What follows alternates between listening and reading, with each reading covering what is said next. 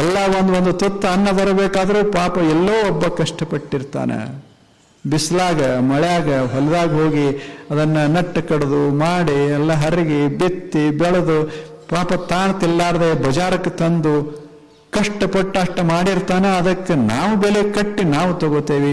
ಎಷ್ಟು ವಿಚಿತ್ರದ. ಇಷ್ಟು ತಗೊಂಡಾಗಲೂ ಸಹಿತ ಅವನ ನೆನಪು ನಮಗಿಲ್ಲ.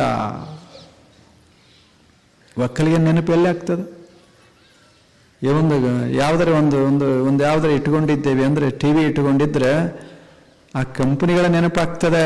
ಜ್ವಾಳ ತಿನ್ನಾಗ ಒಕ್ಕಲಿಗೆ ನೆನಪಾಗೋದಿಲ್ಲ. ಅದ ಯಾವ ಮಾಡೆಲ್ಲು ಅಂತಿರ್ತೇವೆ. ಜ್ವಾಳ ತಿನ್ನುವಾಗ ರೊಟ್ಟಿ ತಿನ್ನುವಾಗ ಯಾವ ಒಕ್ಕಲಿಗ ಅಂತೇವೇನು.